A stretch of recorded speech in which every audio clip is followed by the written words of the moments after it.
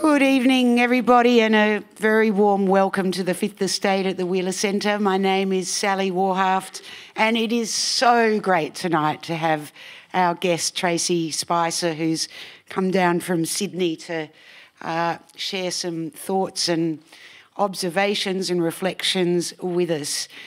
Tracey is a reporter, editor, essayist, columnist, trainer, producer, newsreader, presenter, and author. She worked in television, radio, print and online, and of course will be familiar to you all as a presence in our media lives for quite some time. Her TEDx talk, The Lady Stripped Bare, has had almost 1.5 million views, and if you're not one of those 1.5 million people, just Google it and have a look. It's absolutely wonderful. I promise I won't be ripping my gear off tonight, though, just in case anyone was questioning that. Yeah, it was so good. And her memoir, which will be on sale and autographed after this event, is titled The Good Girl Stripped Bare.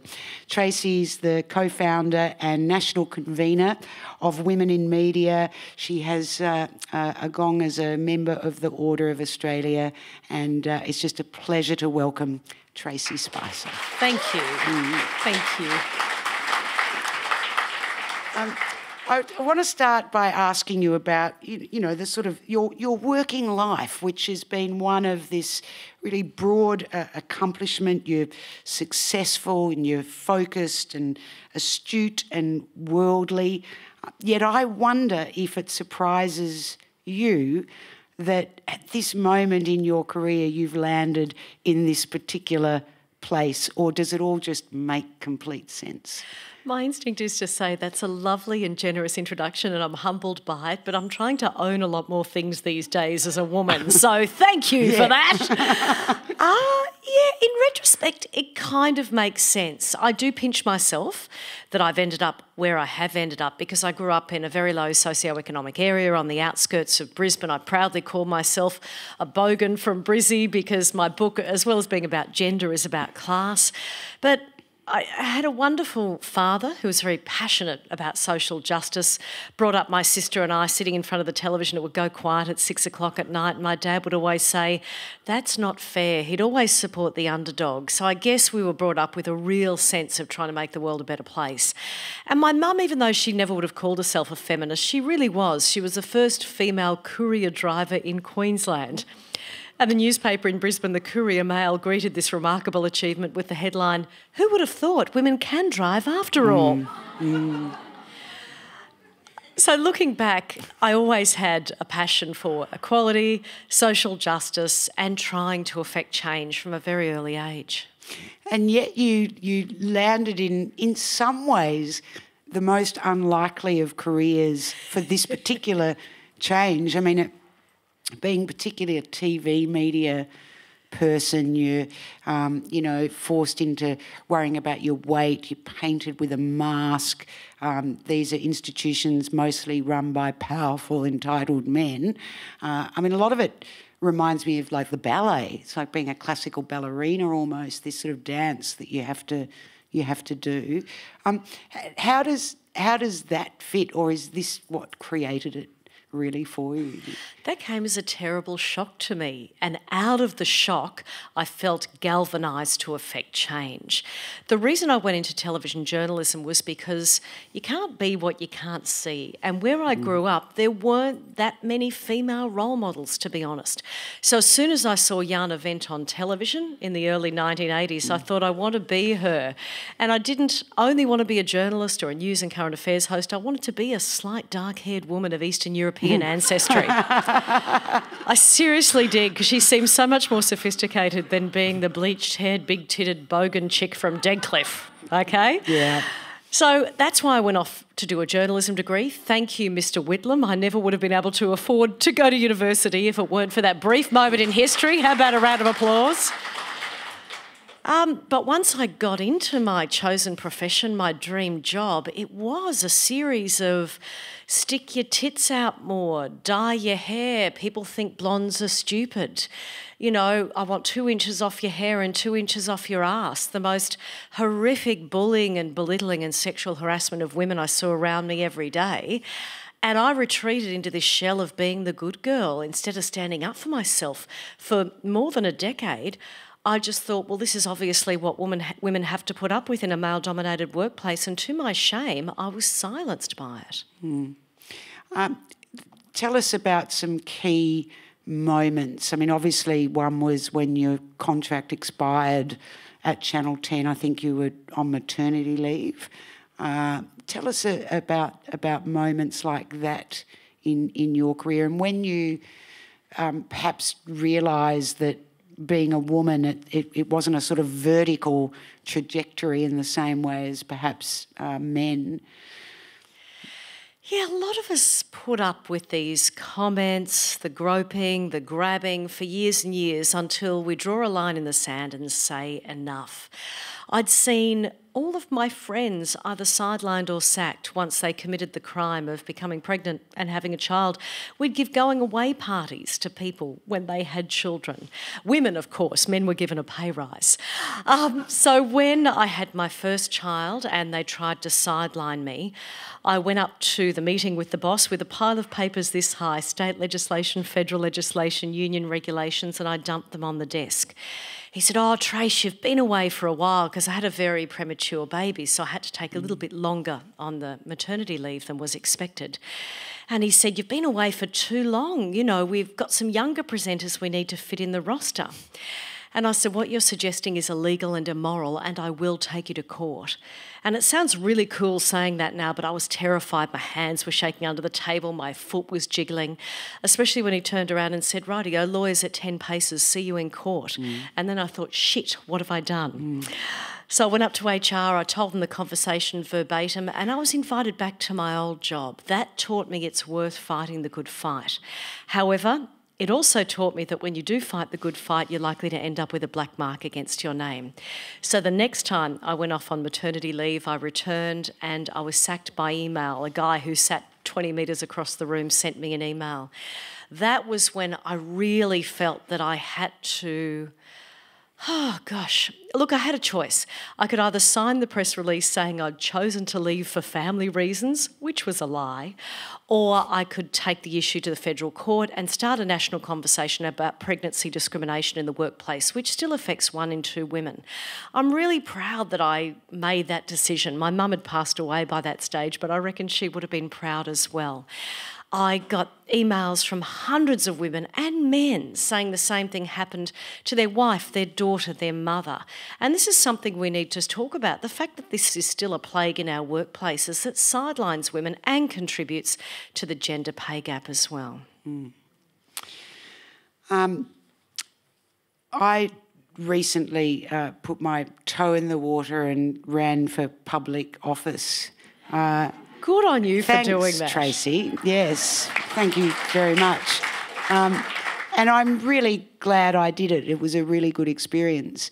But I had a conversation when I was really agonising about whether or not to do it, very close to when it actually had to be, a decision had to be made. And I met up with a very powerful man connected to one of the big political parties, just for some advice, somebody that I knew. And I just wanted some advice, and we went out for a drink, and he said to me, "You could win this thing, but he said, you're not going to win without $200,000, and you are not going to win with that hair." And I said, like, it's my hair. Like, it's not, this is it. I don't do anything. This is how I wake up in the morning, and like, it's clean, but you wouldn't want to see it brushed. And it's my hair. It's who I am. He said, "No, you need $200,000. You need to straighten your hair, and you'll win." And now, I don't don't think that would have been the 200 gram might have helped. But it was an astonishing and really brutal moment. Yeah. I obviously forged ahead with my natural curls and lost. And I've been left contemplating, are we living in a world where it's possible for women, whatever choices they make about what they want to do, to just have a go at being themselves and to be successful? What you're talking about is so important because it's not just about the hair. For decades, curly hair was kryptonite for women on television. We were not allowed to have curly hair. We're only allowed to now because of Annabelle Crabb. She turned around and insisted on having her natural curls on television. So a round of applause for Annabelle Crabb for changing that. But it hasn't really changed it. It hasn't, and that's because for centuries women have been valued for their appearance rather than what's in their hearts or their heads. John Berger, the author, wrote about this in 1972. He said, "Men act and women appear." So there are two choices for us. We either accede to society's strictures and straighten our hair and run for office and know that can be a detriment to us, or we do what you do, which is break the mould and fight the good fight, and I think that's fantastic. Can I tell you something that is probably not going to make you very happy? When a photo promoting this very event went up on my Facebook page this morning, a woman commented below and said, "Oh, I thought it was an ad for a straightening cream for my hair. Because you've got the curly hair in the publicity shot and I've got the straightening hair." And I commented, this is just today, and I commented back, "Actually, we're talking about issues to do with equality and feminism, not hair. You're more than welcome to come along." Yeah. There you go. Now, obviously, what I've just expressed really connects to your TED Talk, where, you strip it all away and you've remained... you're not in your shorts and singlet tonight. Bit chilly. But you're also not in an uncomfortable dress and stilettos either. It must be incredibly liberating I've never been in a situation in life where I've had to dress the way you had to for TV. I couldn't even... I'd just break my neck, I think, wearing high heels. But what does that feel like? Halfway through your life to get rid of that? It's incredibly liberating because when you break down the amount of time and the money that it costs to appear workplace ready or ready for proper society, it really is a burden on women. Now, I understand third wave feminism. A lot of young women come up to me and say, "But I want to wear the stilettos. I feel empowered by it. I want to wear the makeup. I want to do my hair." And I say to them, that's fine. I get choice feminism. But also understand the history of this, that women have been constrained by corsets, putting lead on their faces for centuries and expected to spend the time and money doing this. So if you do it for yourself and don't embrace that gilded cage, as I think Mary Wollstonecraft once said. And Betty Friedan, of course, wrote so compellingly about the passive consumerism of women, buying cosmetics and lining the pockets of the executives of the pharmaceutical companies who are all men. So there's a real history to do with the cosmetics industry that's very tied up in women's appearance and feminism. It feels really liberating to actually go to a corporate meeting with a big 2-inch hair sticking out of my chin. I really love it, okay? That's not to say I'm unclean. I do groom myself, but I just don't get hung up on that kind of I have to appear in a certain way in a certain circumstance.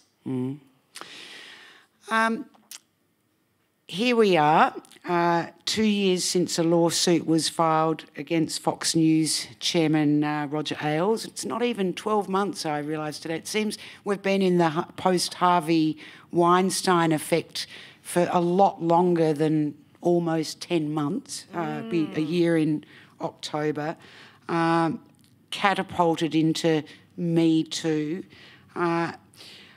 I wonder what you think, what was it about Harvey Weinstein, about that man, that particular man in that moment of time? It was the perfect storm because he had fame and he had power, so he had a long way to fall. There were also women who had the powerful and privileged position of having a voice and an international profile to be able to speak out against him, and in that way opened the door, and again there's complexity around this as well, for a whole bunch of other women around the world to speak out. Now, we all know that sexual harassment and indecent assault in the workplace or society disproportionately affects marginalised communities, okay? And these are people who have even less agency and power and voice. But at least it opens the doors to these conversations and for structural changes to happen in society.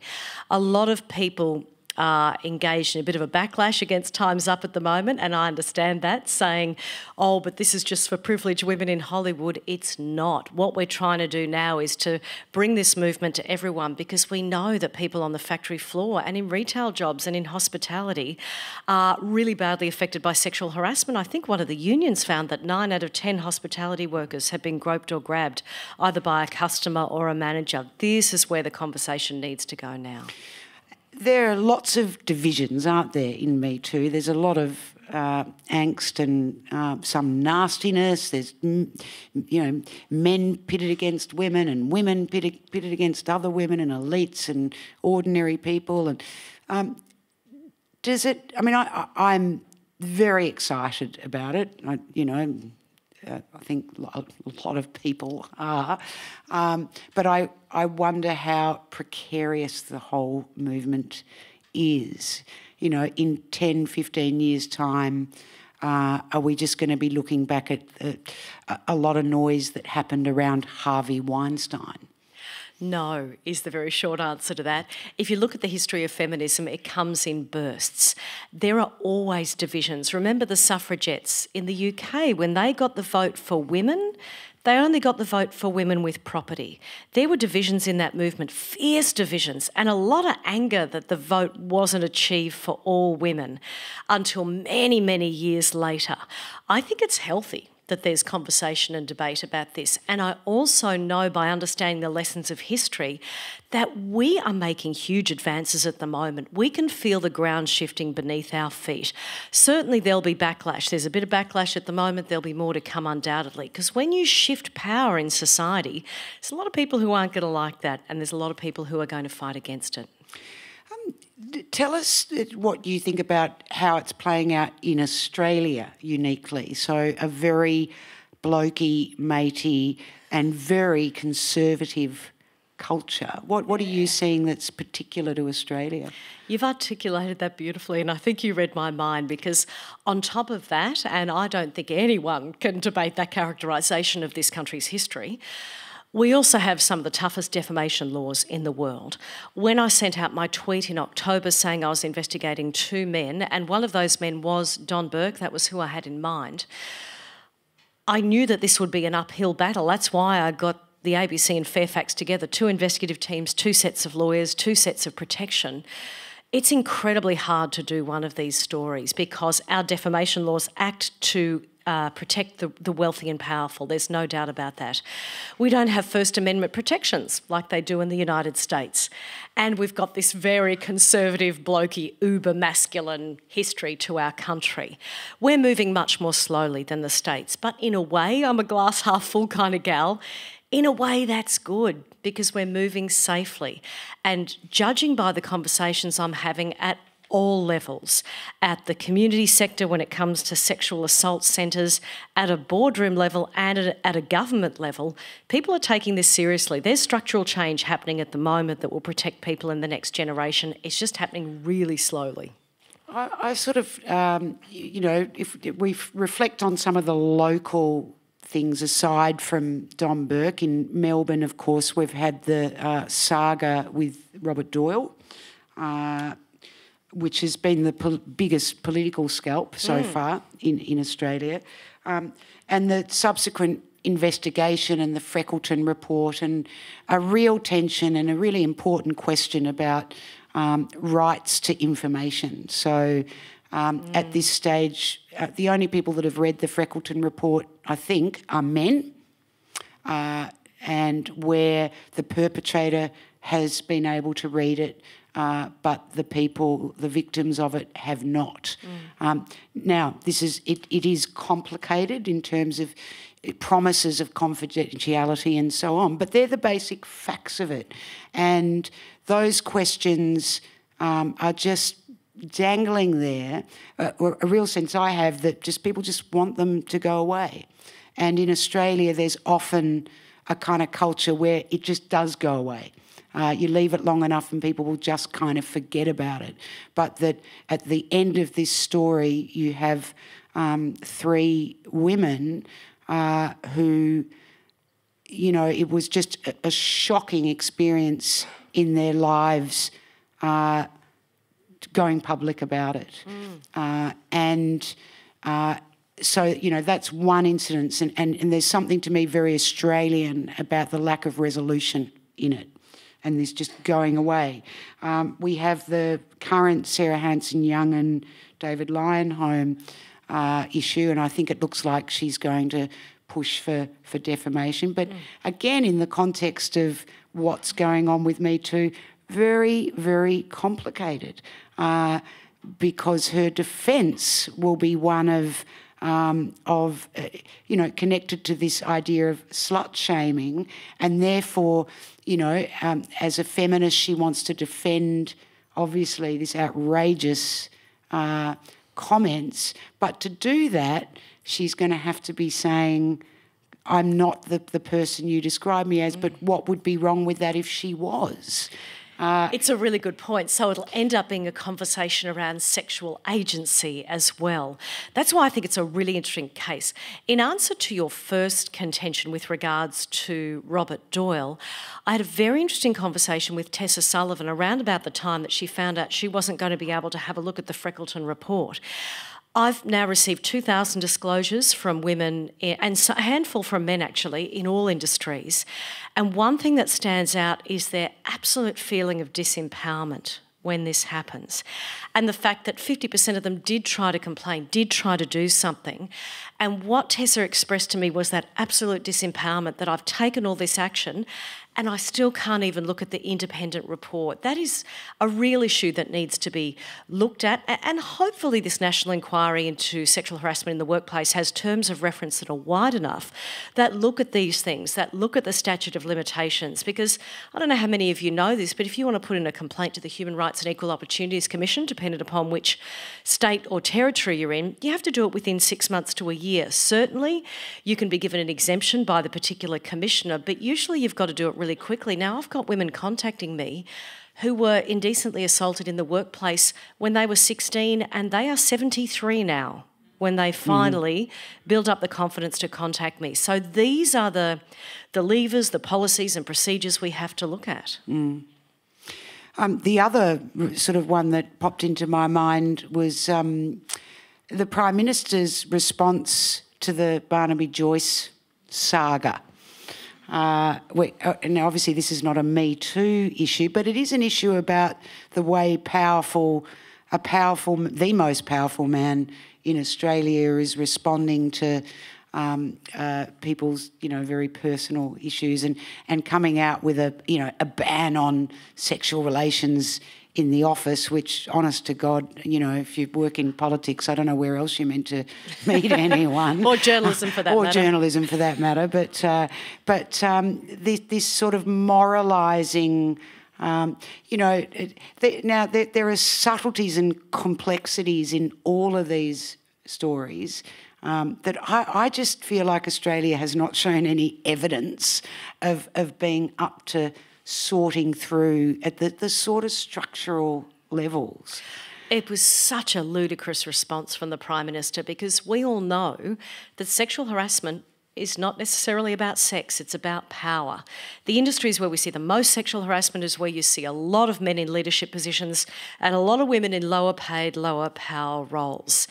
I met my husband in the workplace. He's a cameraman, I'm a journalist. Very uncommon, I know. Very young event. Very young event, in fact.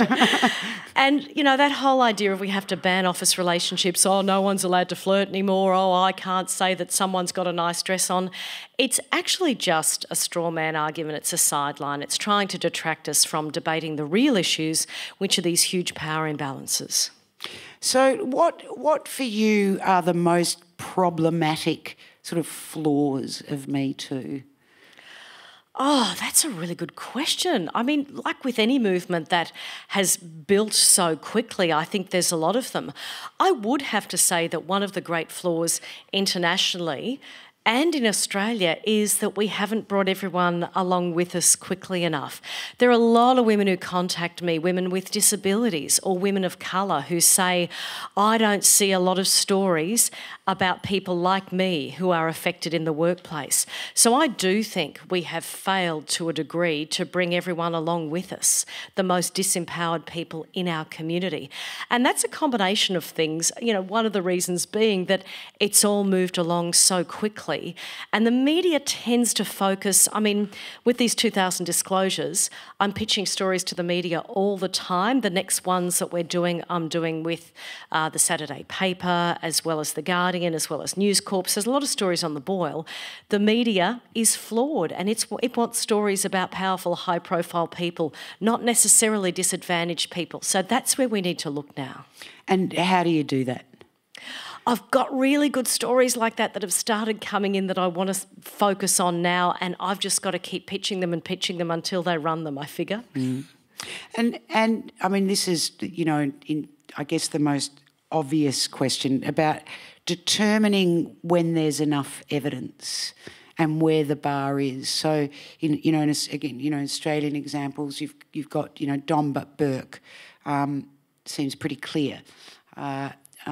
But you then have men that are going through the courts, Craig McLaughlin and Geoffrey Rush, again, where these are three very different stories. Where's the line? How did you know with Don Burke when you knew you were safely on the right side of it? Oh, that's easy. You've got to prosecute it like you're in the courts. You not only have to have physical evidence, so for example, emails, photographs, timelines, screenshots.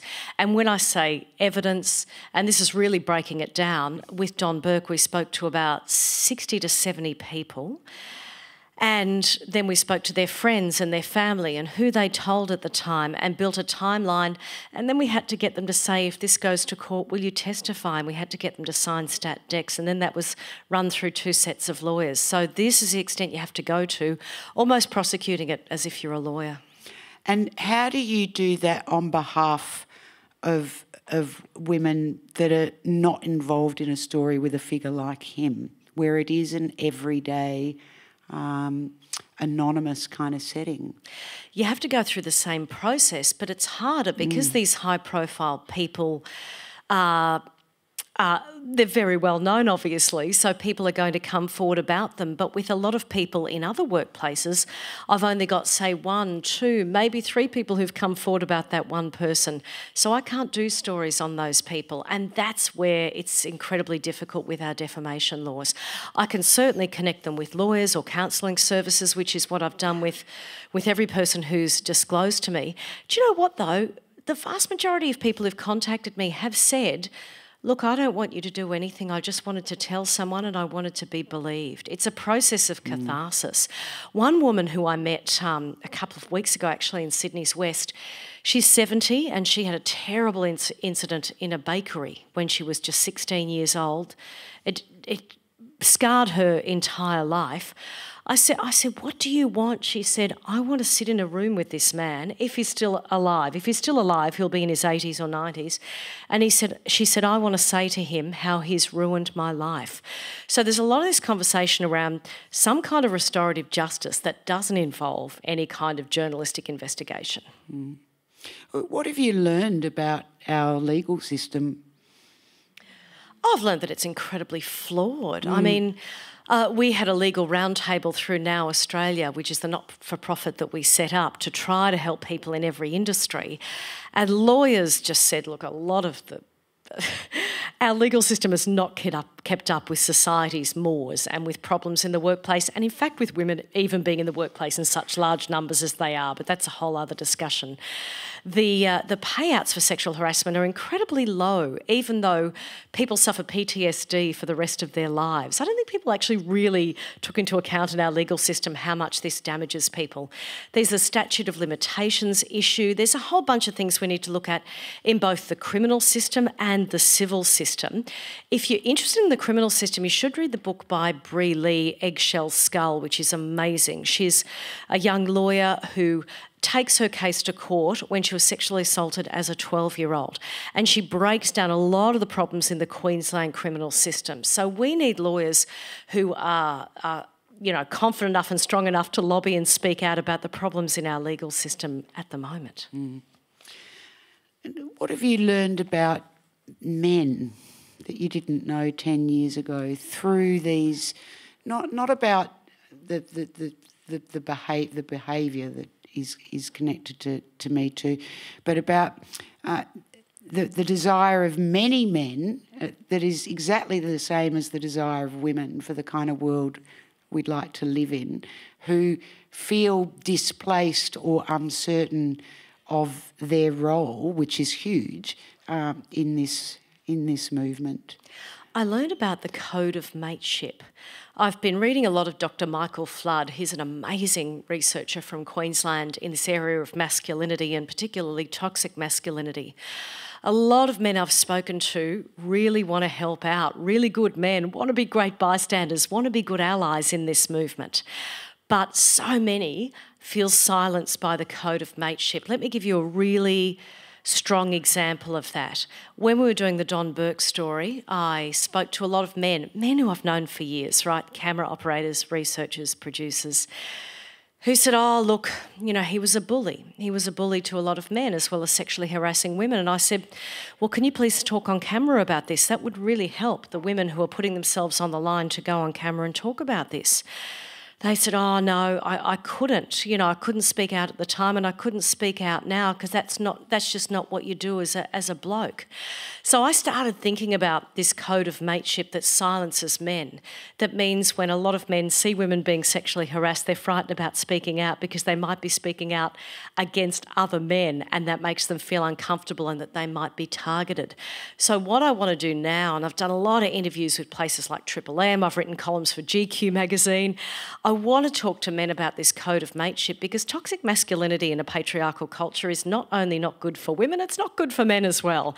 So giving men the tools to speak out, I think, is also the next step in this movement. Mm. And that's the other flaw of this movement. I don't think we've brought men along as well as we could have. There's been a lot of backlash, but just in the last month, I've spoken to really, really blokey conservative men. I live in Tony Abbott's electorate, after all, at barbecues who've said, we really love what you and other women are doing for this Me Too movement. It's great for our daughters, it's great for our granddaughters. So I can see change at the grassroots happening.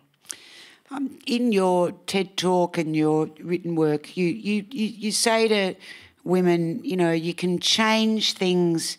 You don't have to change everything all at once. You don't have to strip down your undies and go to work in your flats without your makeup on. If that's, you can do things bit by bit. It got me thinking about, things I loathe, like not life-changing things, but just things that just really irritate me that, if you could just sort of yell loud enough, they might stop. And one of them, like a particular bugbear of mine, is when something awful happens to a woman and you see or a girl, a child particularly, and you see politicians get up and say, as the father of a daughter, right? So like using their little girls for their own, growth of moral stance in whatever goddamn universe they're inhabiting, it just really, really, really makes me cross. What makes you cross like that? Oh, how long have you got? Oh, we've got actually very good question. Segue to Jose. First time ever, 7 years of Fit the State. Oh, the clock just came on. Thank you very much. We've got 25 minutes. Sally, this might not be a popular opinion in this room, and I understand what you're saying about the daughter thing, but I am at heart a pragmatist.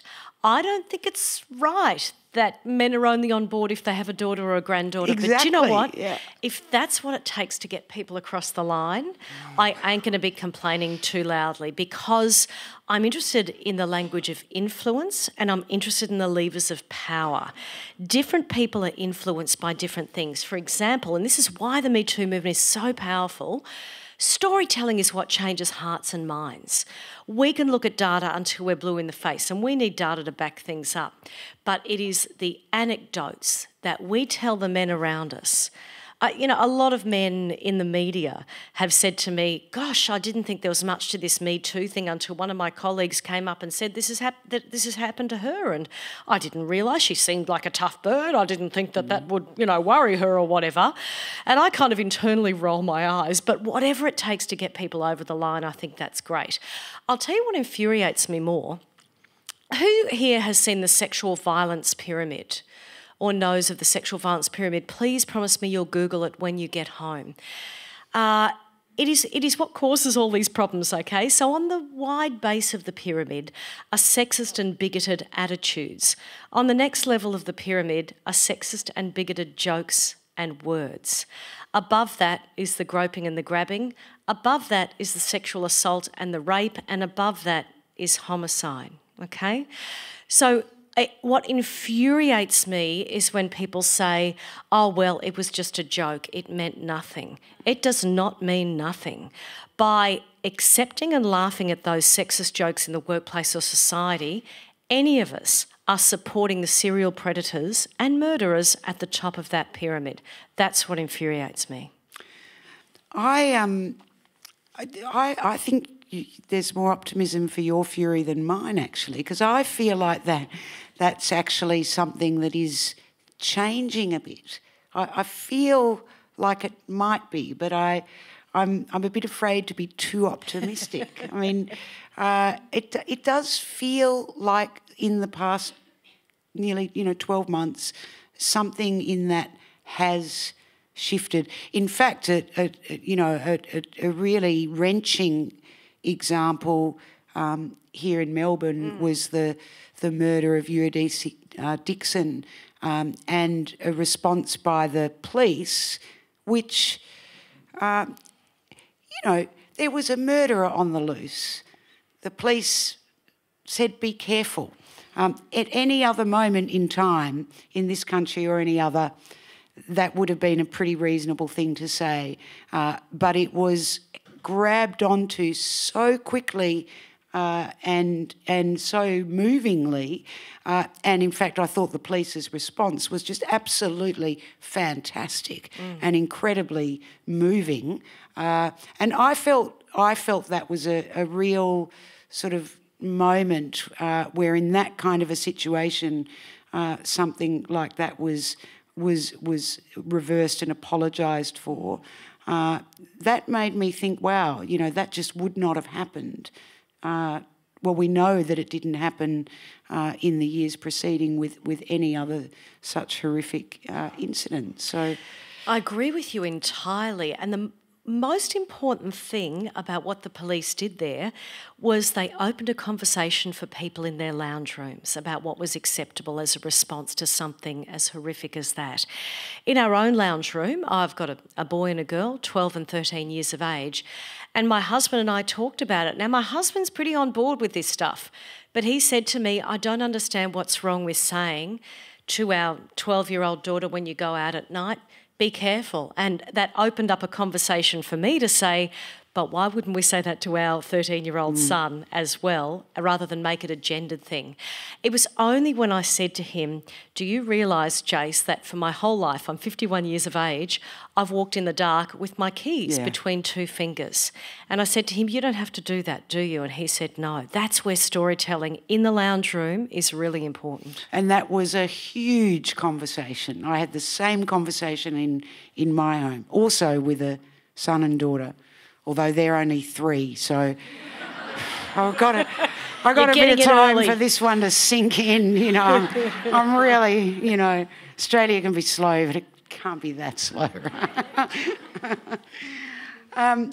All of this, of course, is going to be meaning not very much while women continue to be paid less, while women continue to be responsible for a ridiculous share of domestic drudgery, a conversation that's been going on way longer, and yet it hasn't changed. We're having all these conversations about women, and yet the two most basic things, how we live at home and how we work, haven't changed. So how do we align those things with Me Too? Oh, it's all linked. And the way we align them is to have those conversations, those hard conversations at home with our partners, if we have a partner and particularly if we have children, because that's where it starts. I have friends who won't have those conversations with their partners because they say, if I open the floodgates on that, that's going to be the end of our marriage. That's going to end in divorce.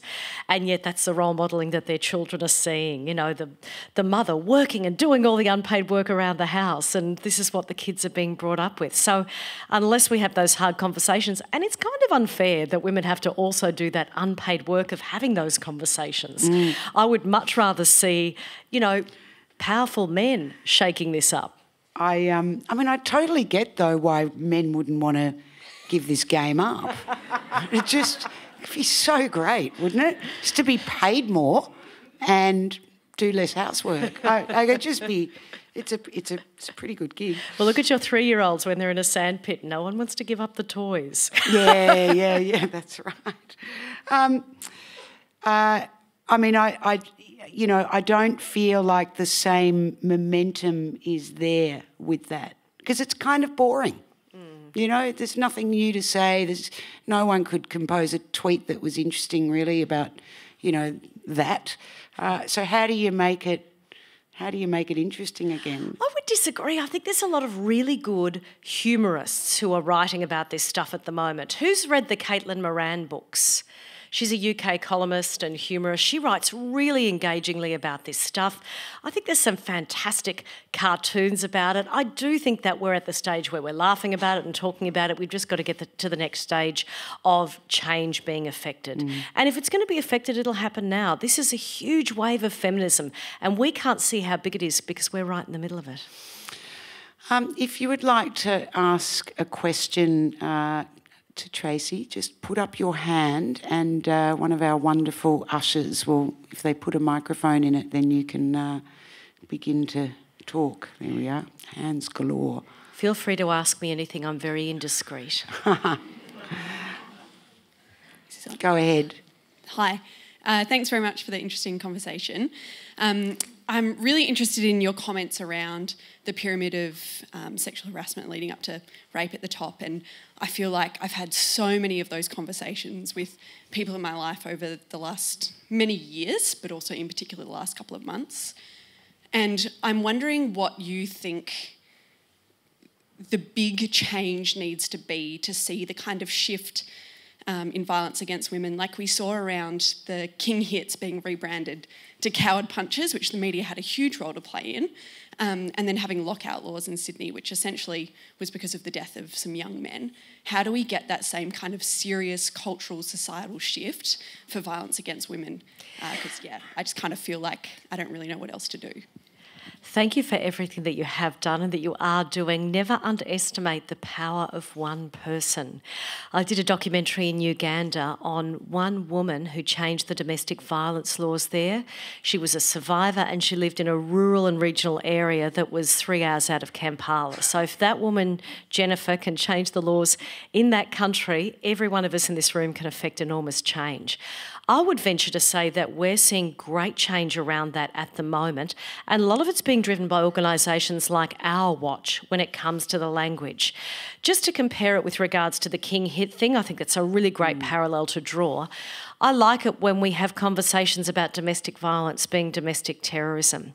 And I think we need to look at the language around sexual harassment and indecent assault and rape as well.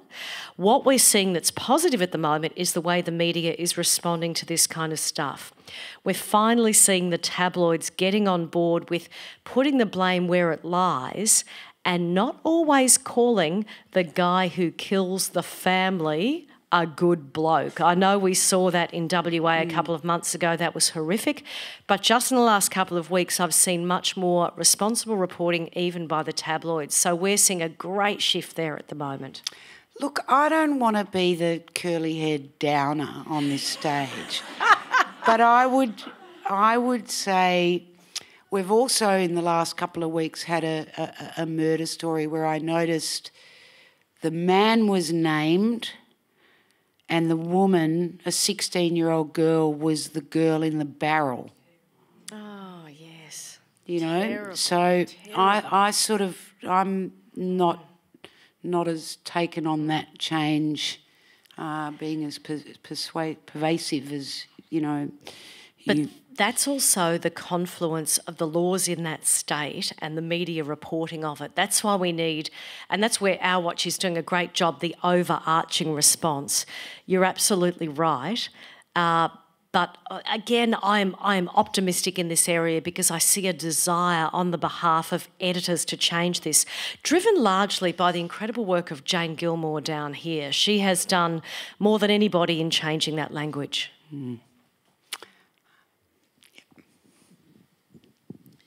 Hi, Tracey. I was caught by the comment of the woman who was assaulted in her bakery, in her workplace, and she said, he ruined my life, or, you know. So the whole idea that she was 70, and she was 70. Declaring that, and that's the way she feels looking back. So the question that I had is, you've spoken or heard from 2,000 people who've come forward with their stories. That's really traumatic to be 70 and remembering what happened when you were 16 and for it to ruin your life. What have you heard about all of these women who've come forward who are moving away from victimology to survivors? What is the strategies that they've put into place? What are the answers for them to hold their head up high? So many of them have actually moved into working in the sexual assault sector to help others, and a lot of them have found that incredibly cathartic. By being able to share their stories and help others, that is what has helped them survive, whether that's by helping someone else in the workplace or do it in the formal sector or in the not-for-profit sector.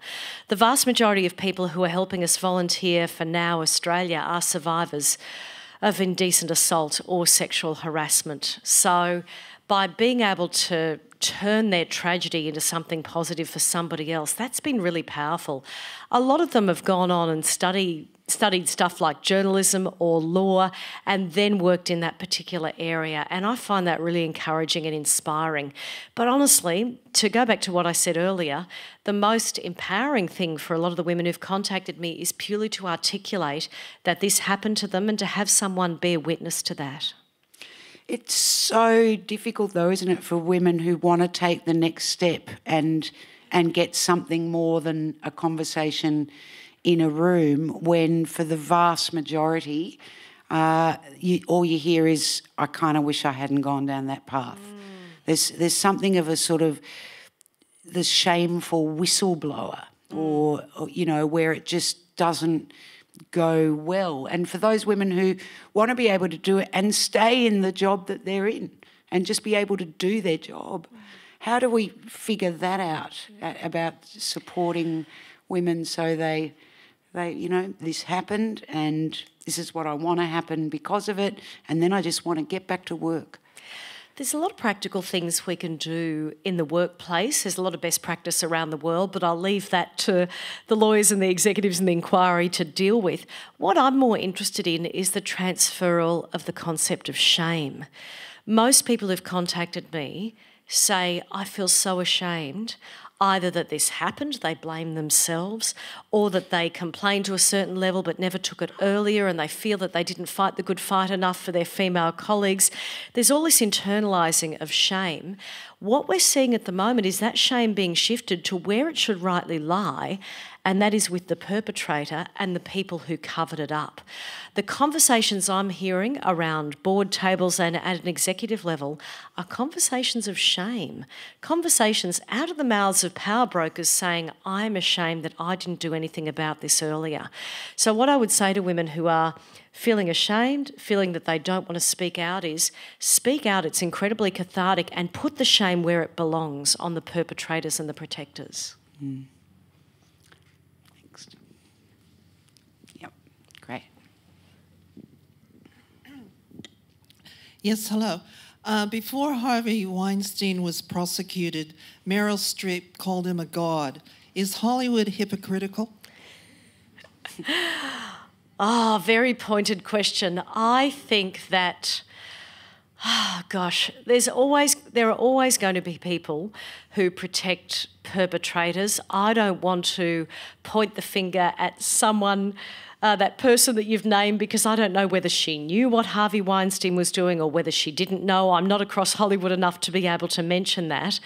It brings up a really interesting area, though, about the creation of art. And I know there's been this discussion for a long time around someone like Woody Allen. You know, people have asked me at gatherings like this, should I boycott Woody Allen films, or should I not consume the work of Junot Diaz because he was accused of sexual harassment, the author. And I would say, do what you want, take whatever boycott you want in your own life. I certainly would not want to watch a product that's been produced by someone who's a serial sex predator. And I think probably the best way to stop people doing things is by hitting them in the hip pocket and boycotting their work. Mm. Next.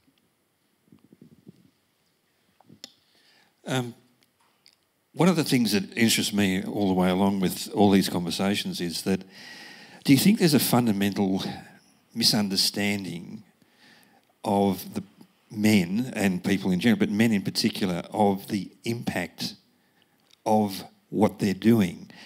I'm 60 years old. I grew up in an environment where, boy, some of the things you saw as a teenager and beyond, nobody really seemed to understand it. Do you think that's part of the problem? I think that is a huge part of the problem, and you've articulated that magnificently, because if you extrapolate that to look at policing, our legal system, our politics, you've got a lot of people making decisions who are generally older men who have never experienced this kind of stuff and in no way can understand the impact that it can have on a girl or a woman for the rest of her life. And that's part of the reason why our legislation is so far behind. I write in my book, it's a comedy book because I do think the best way of changing hearts and minds is through humour, but I write about being sexually assaulted as a 14-year-old on my first job behind the Yummies bar at the roller skating rink in Deadcliff on the outskirts of Brisbane. And a guy grabbed me and kissed me so hard I could taste blood. It was disgusting. But he probably went off, and I know what you're talking about is different. It's more, language around this kind of stuff. But he probably didn't think about that again for his whole life, yet I will never, ever forget that happening to me at 14. And I don't know many 14-year-old boys who would go through something like that in their first job. So you really can't understand this kind of thing unless you've been through it or seen it happen. Mm. And even at that much more subtle level, if you just paid less or doing more or walking around, as I also have all my life, with the key in the hand. That's right, or being told, your hair's too curly for politics, or in my case, your bum's too big for television, and then you internalising that misogyny and thinking that about yourself for the rest of your life. Mm. Next. Thank you for all your wise words this evening, Tracey. I'm a criminal lawyer and I participated in the Now Legal Roundtable, and I share your concerns about the state of defamation law and criminal law in this country, but I think there's also a secondary danger with the way that that kind of strict legal language is infused into our daily conversations about this topic. It's quite one thing for, as a journalist, having to be satisfied of an allegation to a court standard, but one of the reasons why women don't speak out is because they don't know if what happened to them constitutes sexual harassment or sexual assault, and they fear ruining somebody's life through an allegation. And that has come about as a result of the fact that we're obsessed with due process outside of the courtroom. So I'm wondering what you have to say about the way that we can make it easier for women to just talk about this without even going yet to the sort of legal standard you might have to meet if you ever go to a courtroom or to a news agency. Thank you for coming to our legal roundtable and for sharing your wisdom, because I'm a journalist and legal processes are often beyond me, aside from the little bit of investigative journalism I've had experience with. You are absolutely right, and I'll answer that by way of anecdote. I am an ambassador for the Full Stop Foundation, which is run by Karen Willis, one of the most incredibly powerful women in the sexual assault sector since, gosh, the 1960s. She's been extraordinary. I was talking to her about some of those instances in the workplace that I share in my book, calling them sexual harassment. She said, "That's not sexual harassment, you've been indecently assaulted." And I did not know the right language. I didn't even know what had happened to me. And a lot of the women who contact me say the same thing. They say, "I don't know where to go with this. I don't know what this was. I can't really articulate what happened to me, but this is what happened to me, and can you point me in the right direction?" We do need to simplify the language around this so women feel somehow empowered to speak out and do something, because they are lost and they are confused. You're absolutely right.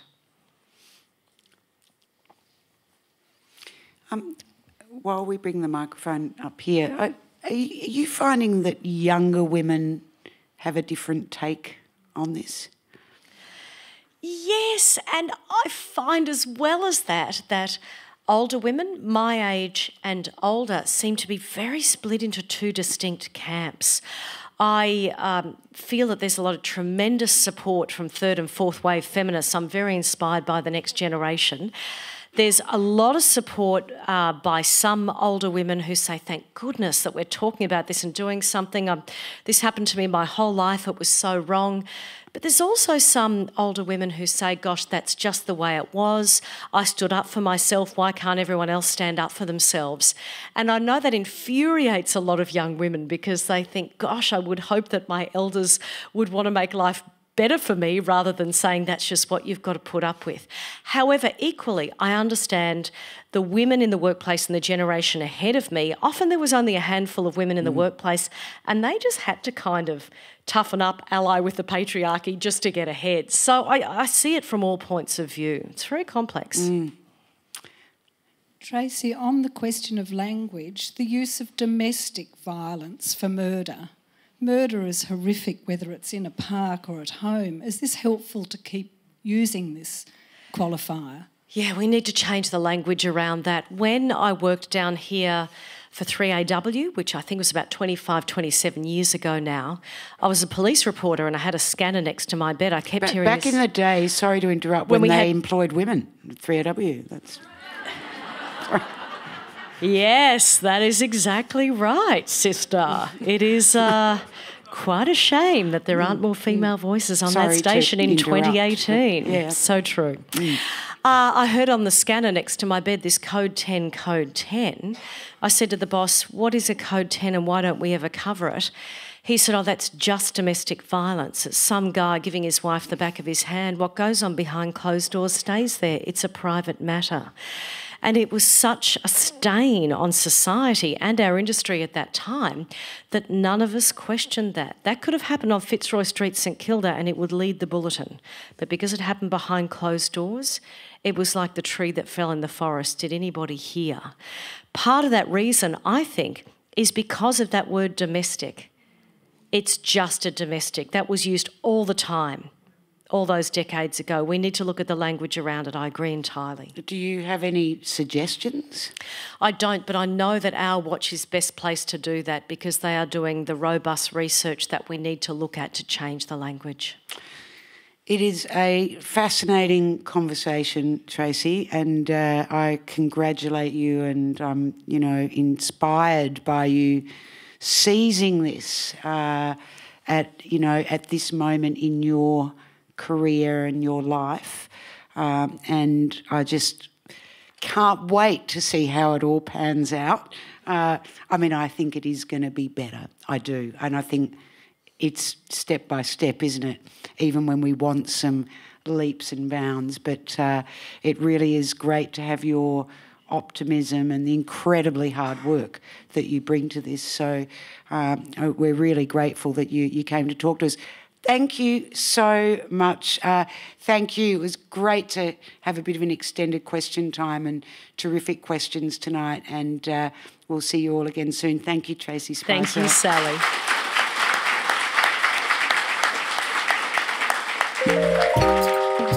Visit wheelercentre.com for the best in books, writing and ideas from Melbourne, Australia and the world.